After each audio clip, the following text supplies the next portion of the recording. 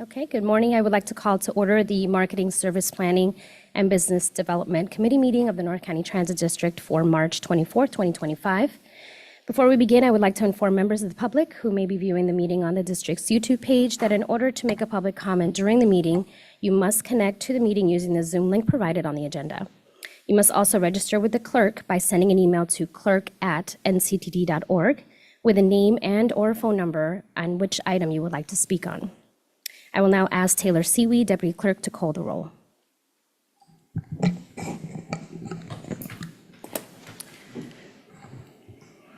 Committee Member Garcia. Present. Committee Member Martinez. Here. Committee Member O'Hara. Committee Member Joyce. Present. This completes the roll. Committee Member O'Hara absent. Thank you, Taylor. Do we have any, will you now please provide a safety brief and review evacuation procedures? In case of an emergency, I will dial 911. In case of an evacuation, please take the stairs. Do not use the elevators. Once cleared of the building, do not re-enter unless cleared to do so by emergency personnel. There are fire extinguishers and first aid kits on each floor of the building. There is a portable defibrillator on the first floor and staff on hand trained on CPR procedures if needed. This concludes my safety brief. Thank you, Taylor. Do we have any general public comments today? No, we do not. Thank you. At this time, we are ending the public registration for general public comment. Let the record show that Committee Member O'Hara arrived at 10:04 a.m. Thank you for that, Taylor. Before we get into specific items on the agenda for this meeting, I would like to outline meeting protocols to make this meeting as efficient as possible. First, please hold your comments and/or questions until after the agenda item has been presented. Second, when the time comes for board member comments or questions, please raise your hand and you'll be called on in the order raised. The first item on the agenda today is related to the election of the MSPBD Committee Chair and Vice Chair for calendar year 2025. I'll be presenting this item. Good morning again. Per NCTD Board Policy Number 3, the first meeting of the calendar year, which is today, you will select a MSPBD Committee Chair and Vice Chair for calendar year 2025. The committee member who is selected as the chair of this committee will also serve as a member of the executive committee. You may now discuss and nominate who you wish to be committee chair and vice chair. But first, Taylor, do we have any public comments for this agenda item? No, we do not. Thank you. At this time, we are ending the public registration to speak on this item. I'd like to open it up for discussion and ask for any nominations for chair and vice chair for this committee. Board Member Joyce. I'd like to nominate Member Martinez, since she's the one that's been on this board before. Thank you, Board Member Joyce. Is that I hear a motion and a second? Any other questions or comments or nominations? Do you accept the nomination? Yeah, I accept it, but I just want clarification. Am I the only one that's been on this board previously? This committee, I'm sorry? You and Board Member Garcia. Two of us, okay. Okay, if I hear no objections, we will now call the vote. I hear a motion by Joyce and a second by O'Hara. Taylor, can you please call the vote? That is, I understand this is for chair, correct, Martinez? Do we have a nomination for vice chair of the committee? Similar thinking, if Vice Chair Garcia would accept the nomination. I would second. Okay, any objections or any other nominations? I assume you accept Member Garcia? Yes. Okay. I also have a motion for Joyce and a second to Garcia for vice chair of the committee. Taylor, please call the vote. Committee Member Martinez, how do you vote? Yes. Committee Member O'Hara, how do you vote? Yes. Committee Member Garcia, how do you vote? Yes. Committee Member Joyce, how do you vote? Yes. On the motion of Committee Member Joyce, seconded by Committee Member O'Hara, to elect Committee Member Martinez as MSPBD Chair and to elect Committee Member Garcia as Vice Chair. Motion passes. Thank you. I will now pass on the meeting to Committee Chair Martinez. There's a prompt sheet right in front of you, and you may continue where It is prompted for you. Thank you.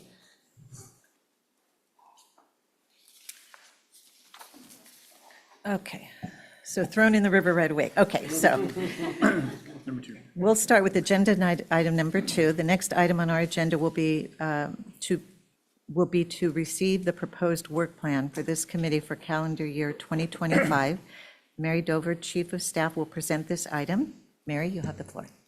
Thank you. Congratulations, committee chair and vice chair and members of the committee. So we have a relatively standard work plan for this year to discuss various marketing, service planning, and business development activities at the district. So at our March meeting that we're at today, you have elected a committee chair and vice chair. You're receiving the committee work plan, and then after this, you'll receive the service implementation plan. The service implementation plan is utilized to inform the operating budget that the board will see in the next coming months.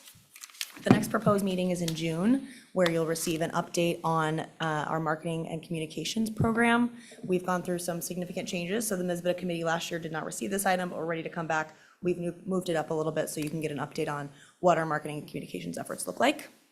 Then you'll also receive a customer feedback and trends presentation, where we'll talk about on various different modes, what types of feedback we're getting, on the service planning efforts, what types of feedback we're getting on safety and security, et cetera. And then at the October meeting, we'll receive an update on various BREEZE planning efforts. We have a couple outstanding grants and grants that are in the pipeline that we're working on to streamline and not redirect, but optimize our BREEZE services.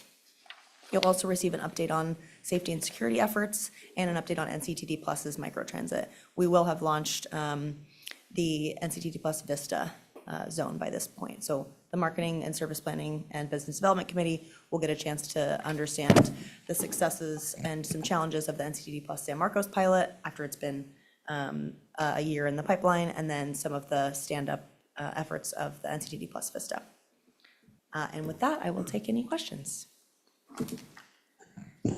Thank you, Mary, for the presentation. Do we have any public comments? No, we do not. Okay. Committee members, do you have any questions for Mary?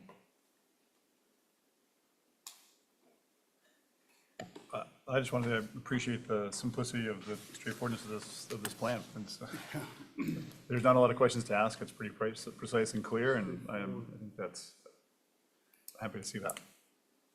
You do a really good job. The whole organization does. You're incredible. It's just really organized, and I've compared it to other boards that I've sat on, and it's the best. So thank you. And, it is a plan, so we may have some tweaking. Is that your disclaimer? Well, I'll add a disclaimer. It is a plan. If, something comes up throughout the year and any committee member would like to see something that is not on this work plan, we're open to that. Before we make any changes, we'll send out a communication to the committee to make sure that the committee is aware if we have to make any changes to this work plan. Okay. Anything else, anybody? If possible, and not necessarily with the work plan, but if we could get a couple of past agenda items for this committee just emailed to us that are good references of today's agenda items are pretty straightforward. Obviously in June, it gets a little bit more of a discussion-oriented agenda. So it'd be great to get some of the specific notes from similar topics that have been on agendas that you feel might help us navigate this platform at that point, if you don't mind. Yeah, so some of these are items that the MSPBD committee sees every year, so we can certainly send past agendas for these. The only one that's new is the BREEZE planning effort, so we won't have anything, I can provide some information on the BREEZE speed and reliability study that we've presented to this committee in the past, but happy to do that. Super. Thank you. I think that's a great idea, and also giving just a brief update for each item when you bring it forward, so all of us, but the two new members can be updated too. Of course. Yeah.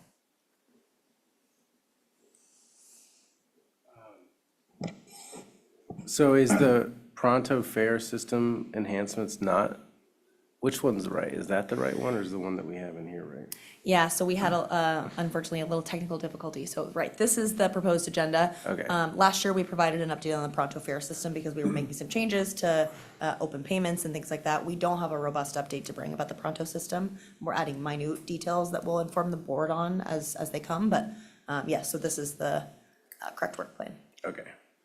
And then from a marketing perspective, like what does that, what does that generally look like at NCTD? What is there like several people assigned to that, like just in general? Yeah, so we have a wonderful marketing team. We have we have a senior marketing communications associate, 2 marketing communications associates, and then a graphic designer.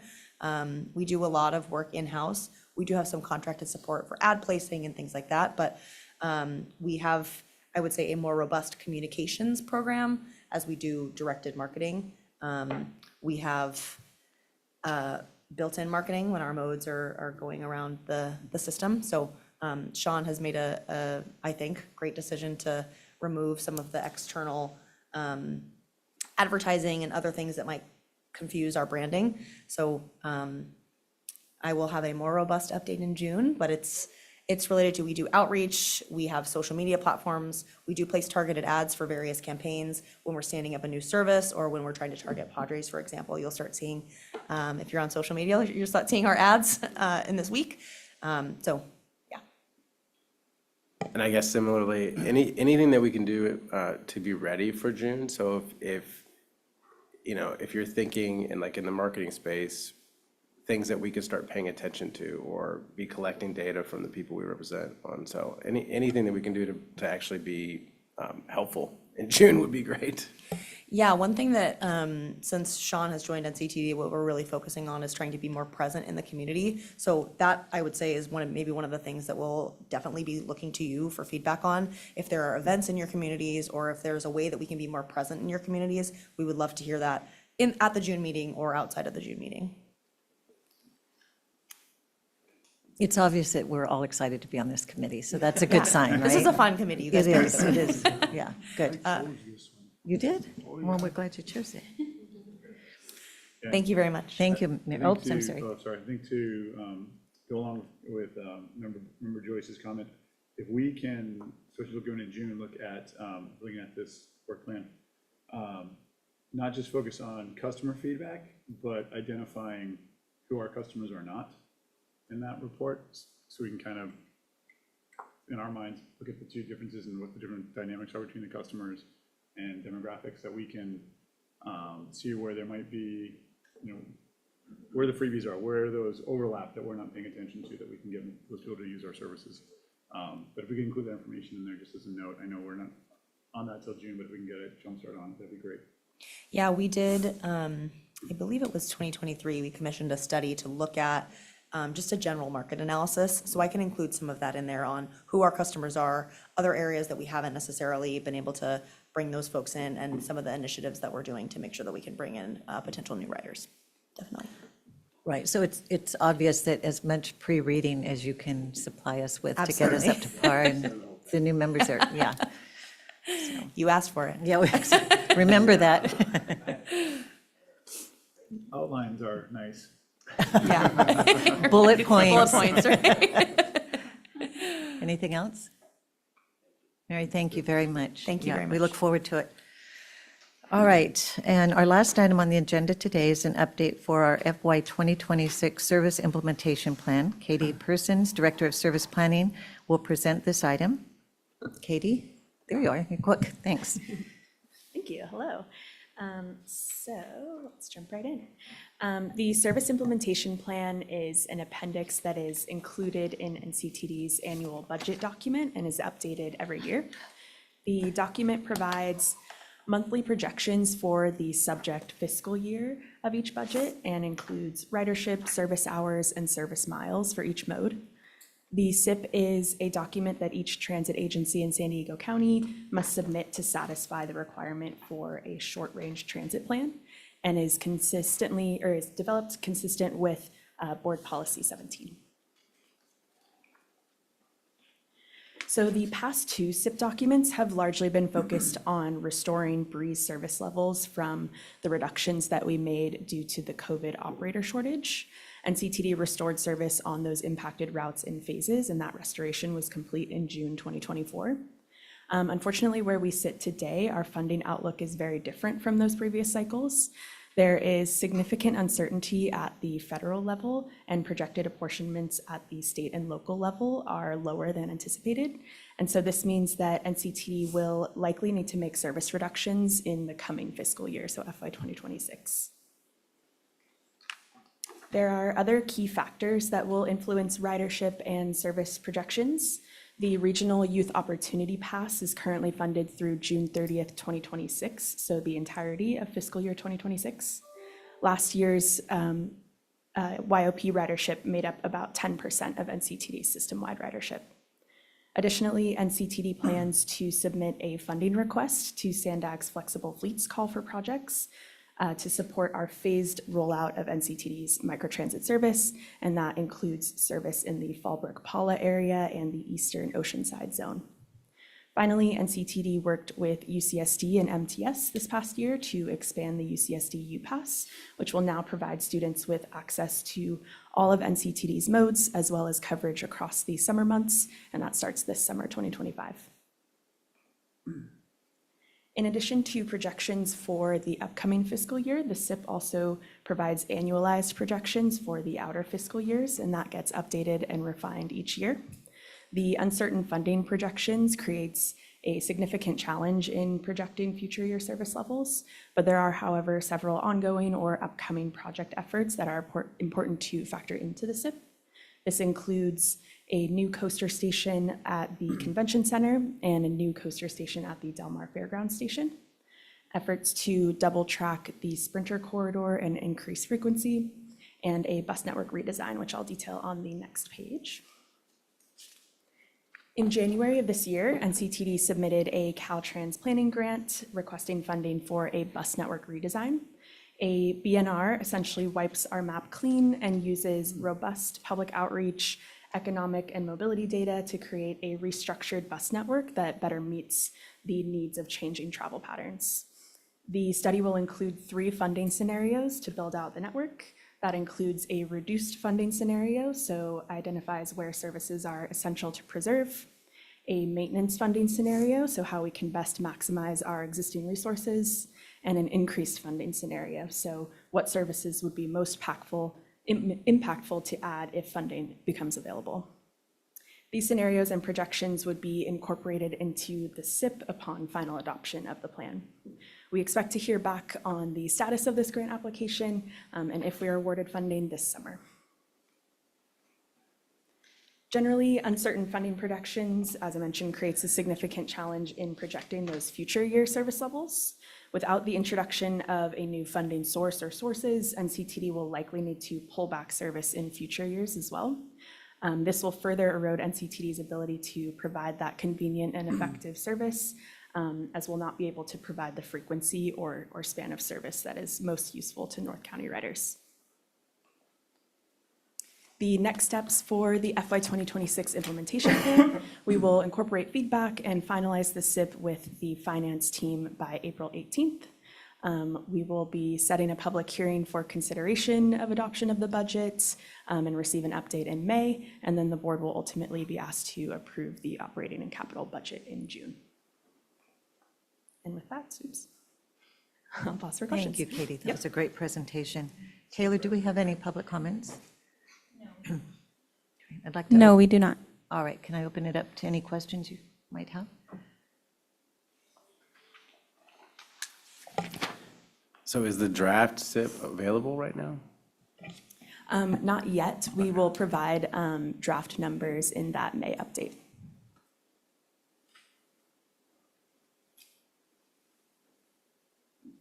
No, go ahead.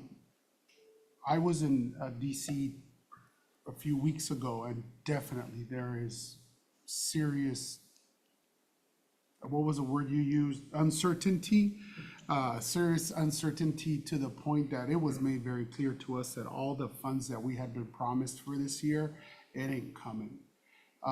So, yeah, I'm a little worried for us because ours were big for Escondido, but they don't impact the entire county. Ours are definitely impacting the entire county. One of the questions that I do have is regarding the double tracking and frequency, specifically about the double tracking. So how are we is this so early, or are we still, are we already looking at funding mechanisms for that? Is this, Yeah, from a funding perspective on the double track, I think in years past, we've come with a little more traditional process on, at least on the rail side of, we're looking at PTC and signal improvement, double track, and then vehicle purchase. And what we've had to do is sort of flip that in reverse because the vehicles have proven to be not really the space we wanted. When they built the Sprinter years ago, the plan was go with what we've got, sort of build these improvements in at like these markers, 15, 20, 25-year markers. We've had to kind of reverse that course and focus on the vehicle purchase first. But they're two sort of different pots of money, depending on where we get it from. There's an opportunity for us to walk with our freight partners to work on some of the double tracking funding. So that could be a combination of DOD money, that could be a combination of just general rail money that the FRA has set aside for Class 1 railroads. So there's some different opportunities for us as it relates to that. The vehicle purchase would likely be a combination of state funding with depending on which mode is picked, which has been what fuel source will fuel the vehicle will determine how much money we get from the feds. We've heard that loud and clear, at least for the next couple of years. So, on the double tracking piece itself, the good news is along that line, because there are different users of it, it's not just Sprinter. We have opportunities to pull from different buckets that we think are still available during the current administration. right, thank you. Just a quick question. When will we get more of an update on the convention center platform? I assume it's a platform? That's exciting. Yeah. I believe it's 2020, Yeah, late 2027. Late 2027. I believe is the latest projection, but yeah, we could coordinate an update. yeah, I think we were hoping for, I think there was a desire to have opening day 27. That got pushed out a little bit because, honestly, kudos to the city of San Diego and some of our partners at a few other local agencies that really looked at what was being taken away to get us that next run to the convention center. And there were a few concerns over, we've had a few pedestrian issues in that corridor, especially once you start to get a little bit, I think, around Santa Fe Depot. We've already had some issues at Washington. So I think they really wanted to make sure that if we're going to cut through there with something larger than a trolley or a light rail vehicle, we really needed to make sure that bike ped paths were managed correctly. There was a good diversion of traffic throughout there because we'll essentially cut through another intersection by getting to that platform. So I think the way they handled it was the right way, even though it may have delayed the project a little bit. I don't think it delayed, the cost isn't necessarily going to be a huge factor. It was more about safety improvements in the corridor and how we could sort of manage that. So late 2027 is now the ballpark, for the ballpark. Good one. And I think that's sort of people wanting their cake, want to eat it too down there, right? It's, they don't want to disrupt the aesthetic, they want it to look nice, but they want it to be safe. And a lot of things that would make it more safe probably don't fit the first qualification.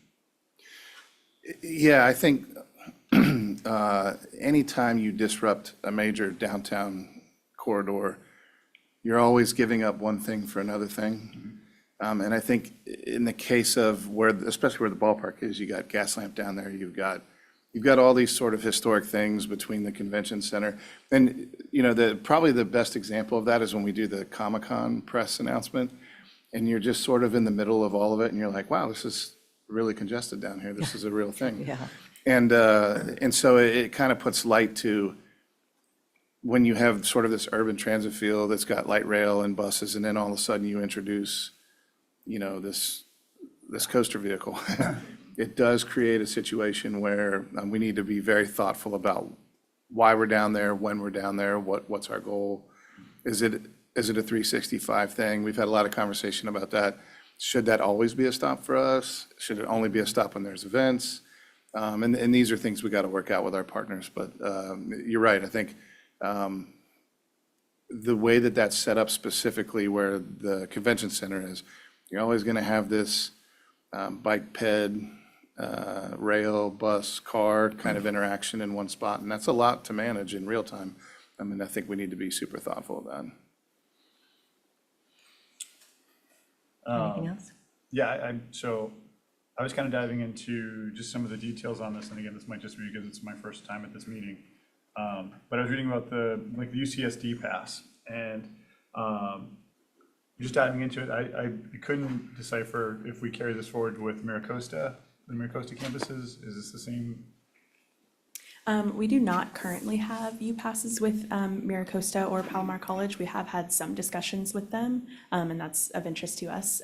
This one is our longest standing agreement with a university.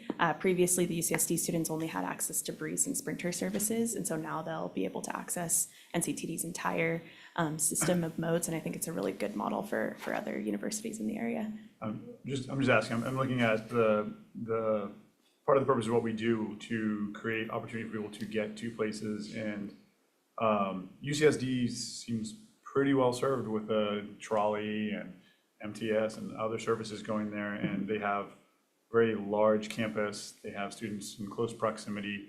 So I would like to continue servicing them, but I'm definitely concerned that we're missing an opportunity as a transit district and not connecting with MiraCosta in a lot of key ways. I think obviously MiraCosta fits people who are looking for opportunity to travel, and I know there are challenges working with adding another agency to the mix for sure, as there always is. But I also think for us, and I can speak for Encinitas, but I'm sure every municipality has their version of what I'm about to say. Like we have in Encinitas, we have MiraCosta. It also has a farmer's market on the weekend. It's right next to the highway. It's a great location to put a very visible, essentially billboard bus stop for us that we can get return on investment and actually get our ridership up. And if we can get them riding at the colleges, hopefully they're riding on the weekend. And if we can figure out identifying those routes as part of this to expand the UCSD pass to really be a college pass of some sort. And again, this is just because it's on here, and maybe this is not the right time to say it, but I think that is something we should strive to look forward to. And I think we would serve our need of our mission of providing access to a population that maybe, I don't say needs it more than UCSD, but certainly needs it as much as our UCSD students, and it seems to be lacking. Yeah, I would say our UCSD partnership is long-standing. To your point about who uses it more is reflected in how much MTS gets paid per student versus what we get paid per student. I will say, and I want to give kudos to Yoon Park Lynch, who's our CFO, and Katie, who negotiated really a hell of a deal with them. We historically only had fixed route service and maybe our coaster connection for a hot minute. We've now included every single service we have for the UCSD students, and we're getting about 3 times per student what we were getting before. But the delta is we're getting right around $4 per student, and their MTS is getting about 25. Yeah. Wow. So, yeah, now they're, to your point, who's getting served more is definitely that area. So, I think that's why there's a delta there.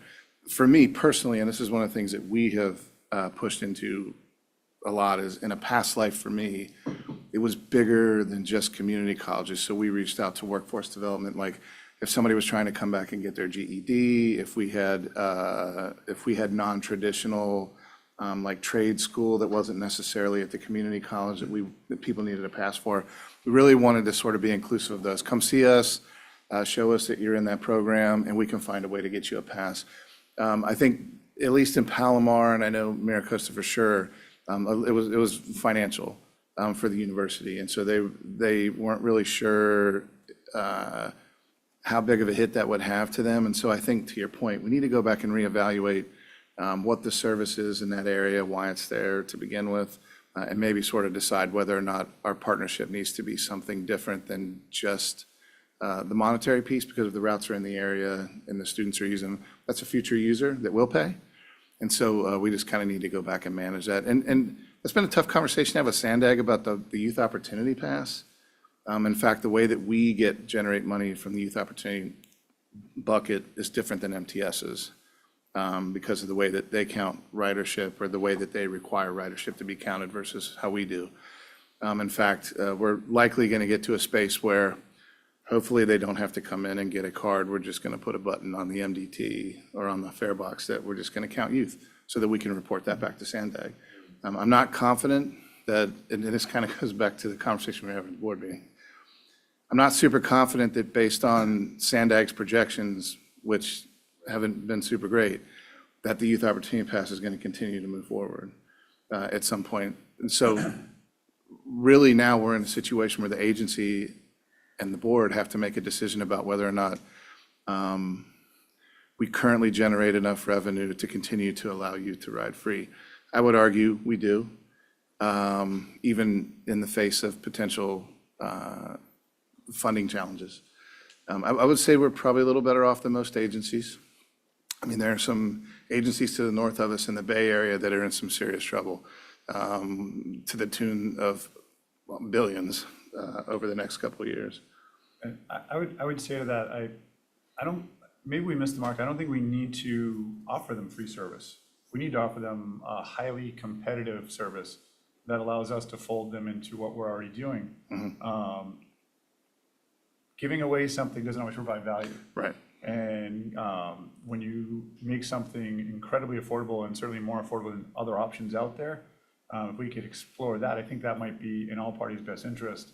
I would like to see NCTD do something along those lines, but I don't think it needs to be a freebie. It just has to be what motivates people to use it. What makes it cheaper than my car? What makes it cheaper than Uber? What makes it cheaper than another possible service?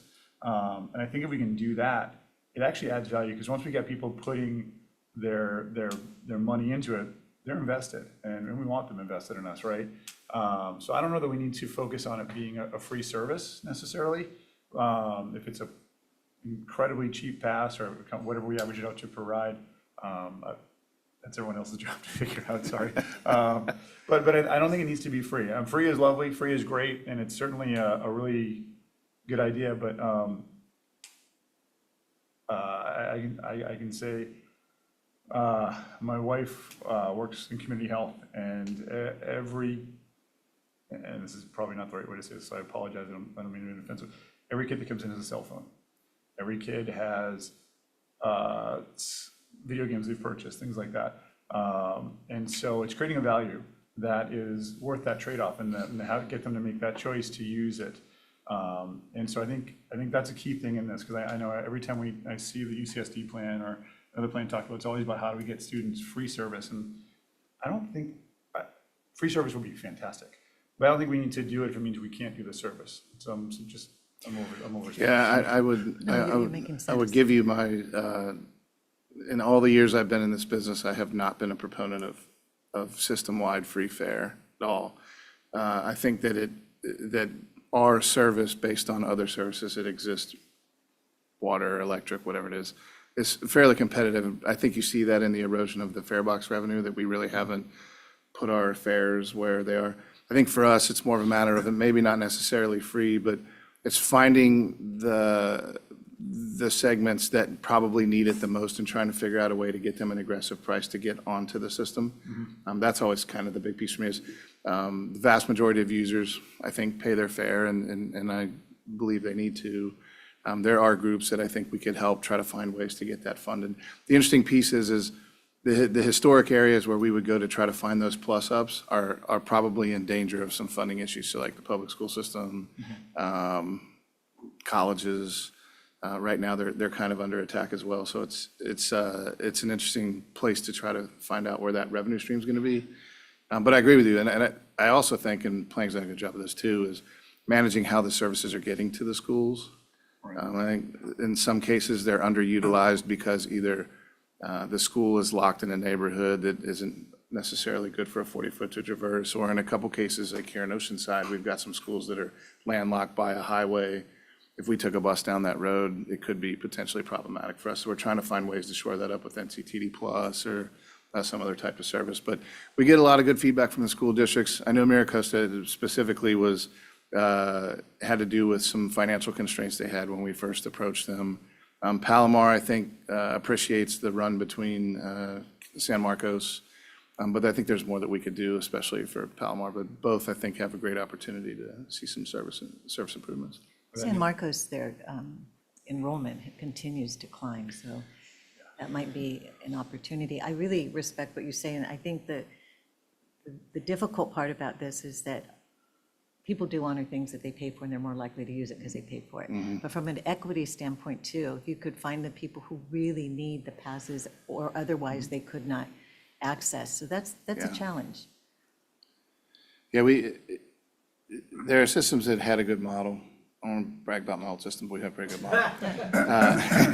And you know, when the board, it was interesting, because we went to a board retreat and that came up, like, you know, how much of an investment would we have to put in from a community perspective if we were going to go fare free? And I said, listen, it's not about, well, it's two things, right? Like, very similar to the YOP. We go fare free, and then 3 years from now, like, the way I've always explained it is, do you want to pay $2 and have service every half hour, or do you want to pay no dollars and have service every hour and a half? Because eventually that's what it'll get to. We'll only have enough money to cover certain services. So I'm a big fan of, you know, like, I wish I could go to the pop machine and get a Coke for free, but they're not doing that today. So, you know, I'm okay with that philosophy, and I agree. To me, it's how we get into, how do we strike those agreements up with the people who need it the most right now to get them to the next phase of paying full fare as a rider, as an adult? And I think that's the challenge we're sort of working through right now. And I appreciate feedback. I mean, feedback is exactly kind of what we're working on. And I saw Katie over there smiling the whole time, because what you're saying is exactly what she's working on. I also think when we talk about schools, it's really important, and I know you do this, probably just saying what you do, but to differentiate between college, community college, and public schools, because they're definitely different. I could see us figuring out ways to piggyback our services with public schools that basically doglegs a route at 8:30 every day, and then doglegs again at 2 o'clock, whatever time they start. And that's really the only time you need to go by that school for that particular route. I can see something like that kind of coming into play, because, well, in Encinitas, we have Santa Fe right by San Diego High School. And if we have a bus route that goes by there at noontime, there'll be no one on it. Yeah, nobody's on it. But at 8:30, we might be able to fill up a bus. Whereas the community college might have, we figure out their daily schedule and tie into having more ridership over more time based on that. I also think something we could look at, if we're talking about schools, and I know we're deep diving on this, there is a little push out there in some communities to bring back school busing. And if we can, that may be our opportunity. Maybe another word again, but that might be the window in which to co-op with them, to get ridership, to get that connection with, to take the onus off them. Like, I know I'm not going to be voting to buy buses in Encinitas, but we need bus service as far as getting kids to school, and maybe that's an opportunity for us to ID this somehow. Yeah, many moons ago, when I was in Cincinnati, we ran all public school service. And Cincinnati was school of choice. So if you were in any city, if you were in any of the 7 boroughs within Cincinnati, you could go to any school that fell within the Cincinnati school district. So it was sort of, you had to apply, you had to have you had to say why you wanted to go to that school. If they had a certain program, you had to have a certain GPA. But we had routes that essentially sort of hub and spoke just for school systems. And then we ran school troopers, similar to what we have here. But it was a little more robust. But the school, CPS paid us every year to run that service, because we already had service out there. And so they could concentrate their energy on grade school and maybe some of the middle schools. But all the high schools were all managed by us, and it saved them, almost 10 at the time. This is 15 years ago, probably $10 to $15 million a year just to buy passes from us during the school year. We just had all the kids had their own school pass and jump on the bus. So that's definitely something we should look into. In fact, we're having a little bit of a conversation about that with one of our school districts right now about what that looks like, and they're kind of excited to go down that road. Yeah, I know there's a safety kick on it, and Encinitas, and part of there's push for it is around the schools. There's a lot of traffic and as such, there's now e-bikes in the equation, and the fewer cars we can have around, and the fewer instances we have, and so there's actually a push for us to advocate for safety as well as public transit and the environmental impact and all the pieces that go with it. That's a great point. What kind of services do we offer to San Marcos College? To CSU San Marcos and Palomar College, we have our 347, which is that short kind of circulator between the two campuses. We have 305, which serves Escondido to Vista and provides service in San Marcos. And then we have, of course, our Sprinter and NCTD Plus services as well. This might be a very naive question, but does SANDAG share with you their data on traffic flows and where they see people coming from? And We can get it from them if we ask. It's kind of one of the interesting pieces that we talked about at the board retreat last year was we can't even do some of that without Sandag doing it. And it's kind of one of the things we want to, I know we talk about it a lot, but this uncoupling from Sandag so that we can kind of do our own Yeah. North County study. And not that they won't help us, I think they do, but their priority lists are different than our traffic study. So by the time we get that data, it's probably a little bit dated. But it does give us a pretty good idea of, especially on the eastern side of the corridor, like San Marcos and Escondido, like where those traffic patterns are occurring along 15 to 78 or 76, which is really helpful to us. I think it hasn't changed a whole lot in the 5 corridor, but definitely on the east side it's changed a lot. yeah, My own personal experience, when I was in junior college, the bus pass I bought it every month saved me, and that was just the way how I got to school. I mean, that was it. Once in a while, I had a friend who I could catch a ride with, but for the most part, but one of the things that I was thinking, the difference between high school and college, regardless if it's community college or a 4-year, in high school, students are a lot more dependent on their parents. So I think I would be a lot more interested in bringing up the equity issue with the high school students. In college students, there's a little more ease of what we can do, but that definitely was a lifesaver for me. And it was, I want to think that the trolley in San Diego had just started when I was in going to Southwestern Community College over there. The other thing is, came to my mind, I take my stepdaughter to Orange Glen High in Escondido, and those are hundreds of kids that get off the bus and get on the bus. So I would wonder how much of an impact would be if we do lose the YOP or the RYOP, whatever it's the designation it has. But I think this is a great conversation and we need to have it. And if there's an opportunity to work with the elementary schools in busing, I think that would be awesome if we could somehow have a partnership with them. So anyway, I think we're off to a great year with MSPBD.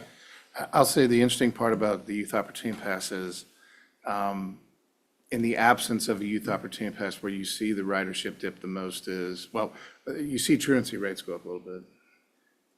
But the big piece is extracurricular activities and people trying to get to jobs after school. So if somebody's got an after-school job or if they're working at a program like that. So when we did the Youth Opportunity Pass at my last job, about 3 months in, I got a call from one of our board members who was on city council, and he's like, "Hey, man, the day center is mad because they had to add an FTE because they've tripled the amount of kids that are coming to the center after school. They've been having to turn kids away." And I said, "Hey, man, that doesn't really sound like a problem to me." And he laughed. He's like, "Yeah, no, I just wanted to tell you that, what a great thing." And so, we had a pretty good agreement with some of the after-school programs and the day centers, like, "Hey, feed the machine a little bit. We're trying to do the best thing for the youth. But, like we've been talking about, nothing's free." So we had to kind of figure out how to manage that. But that's where you see that big dip is the after-school group trying to get to, football or baseball or academics or something going on after school, and then trying to get to that job after that and then get home. That's where you see that drop off. So I have another question, just from a learning standpoint. Do we have any park and ride situations where a van or bus can pick up a group of people and deliver them to a specific destination? Sandag does operate the Right. regional van pool program. I guess we do have park and rides in the sense of, a lot of our coaster stations provide that opportunity for folks to get together. We don't necessarily have breeze routes that are maybe limited stop in that nature, but that's something we've looked at to see if that's maybe a more competitive option for folks who are trying to get to work a little faster, and could do that kind of park and ride together on a bus. But yeah, as of right now, Sandag operates the van pool program in the region. I'd just add, on the free versus not free kind of item, sometimes it's not so much like how many dollars it takes, it's just the peace of mind that you're gonna have this pass, if you're counting pennies, like get by the month. It's just the fact that it's like one more thing that you don't have to keep mental track of. And so I think we forget, I know that there's a conversation about whether it's actually doable to, buy one less video game or something else versus like your pass, but sometimes it's the mental effort that it actually is, like managing another account, and if you buy a bus pass for $3 and then you get overcharged 35, and I think there's just a lot to it. And so I do like the nuanced conversation that we're having, but just remembering that like the folks that are needing this because it's down to the wire, sometimes that's the peace of mind is what we're offering versus the other things. And then K-12 funding is actually one of the safer bets because it's mostly funded through the state right now. And it looks like if they doge the Department of Education, then most of the money will go to the states anyway. So if we are looking to partner, that is a good space to partner. We do know on an equity basis, we know what schools' free and reduced lunch are. I mean, there are easy ways to target that per school district and per school itself. So I'm interested in definitely continuing those conversations. Thank you, Katie. This was informational only, so do you have another point?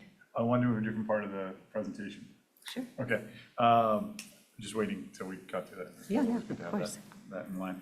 On the submitted Caltrans planning grant application, I was wondering a little bit if we get a little more explanation on the reduced funding scenario, maintenance funding scenario, increased funding scenario, and how that goes into our overall plan with using those. To me, when I read these, I think of how we compare ourselves to other municipalities and transit districts in that aspect.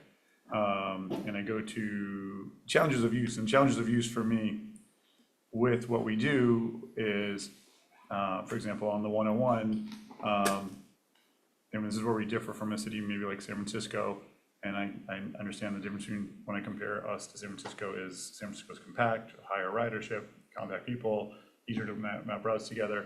We're spread out, more distances, fewer people at bus stops. I fully understand all that, and that's actually why I'm asking this question. When we look at that, to me, the challenge is if I miss a bus on the 101, I probably won't go, because if I do miss it, I won't take the bus because it's gonna be like an hour till the next one comes. And I don't have that flexibility in my schedule. And that's not a socioeconomic thing, that's the way life works thing. And so within that are those, so like for me, if the bus comes every 10 minutes and I'm in San Francisco, if I miss the bus, like, I just stand there and wait for the next one. And so are those aspects, and I know that was a big model and we're talking about it, are those the aspects that come out of this, like this part of this grant application and the study that we're doing? Yeah, I think for us, I would argue, I would agree with your point. I would argue that as a mid-sized system versus a larger metropolitan system, frequency is everything, especially on the mains. Like you can have half hour to hour service on the feeders, but if your 303s and your 101s and some of these others don't have like peak time of 15 to 30, you're right. Somebody's going to say, okay, my time value is broken, so now I have to get in my car and leave. And that throws off a connection at the end, and it throws off another connection. So I don't know if you want to talk a little bit more about how the grant's going to help with that. Yeah, absolutely.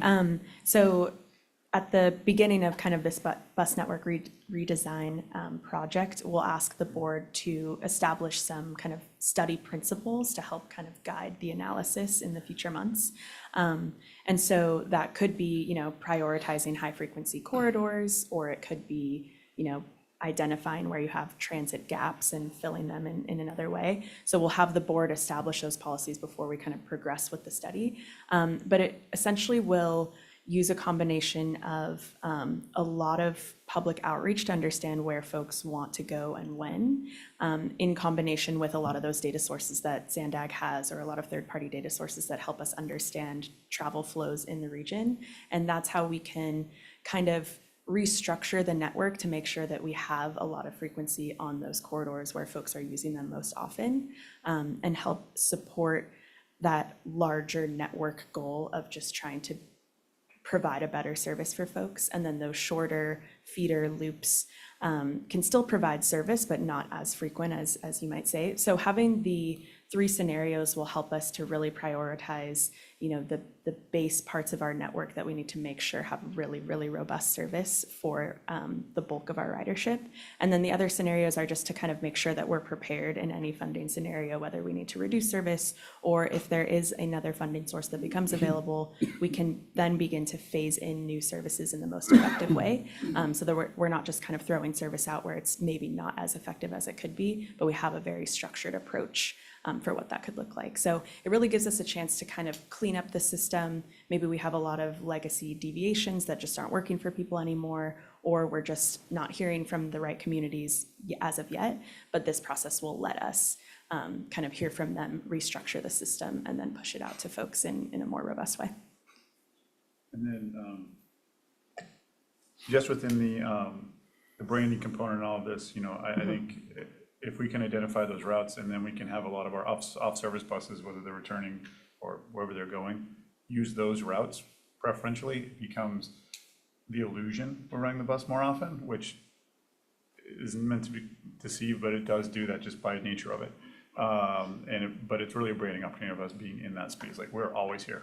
Every time you look up, you're going to see an NCTD bus or Breeze or Plus or anything train come by. And I know beyond the scope of this, but just kind of putting it out there since the topic is up. Yep.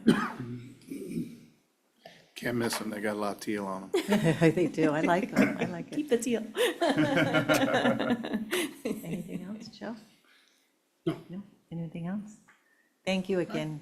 Just feels like we need like a blend or like another highlight color, I'm just saying. Yeah. All right. New branding, we request a new branding platform for the next meeting, please. Next meeting, this is really interesting. So next meeting, probably before we're on record, I'm going to have everybody guess what our professions are, because they were very reflected to me today. So, and it's diverse, and it's really good, makes for a really good committee. So we'll talk about that maybe at the retreat. That would be a retreat theme. So again, thank you, Katie. And next scheduled meeting, the NCTD Board Retreat, April 17th at 1 p.m. Sunil, do you want to expand on that at all, or let us know anything else? Do we have a quorum? This is set now?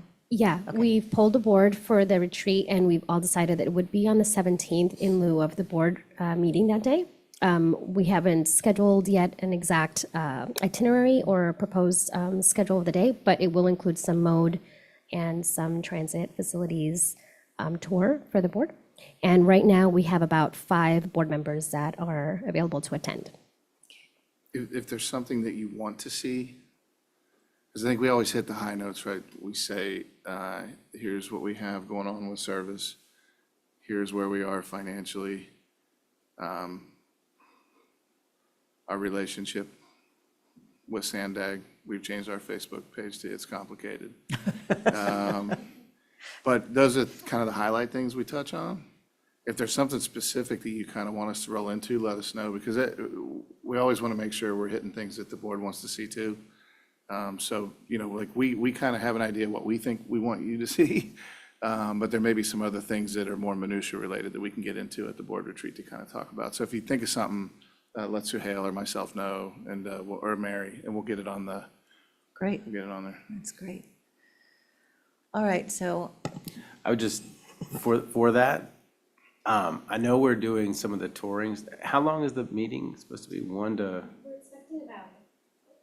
We're expecting about 5 hours. That's including an introduction and a lunch at noon, and then a special meeting at 1.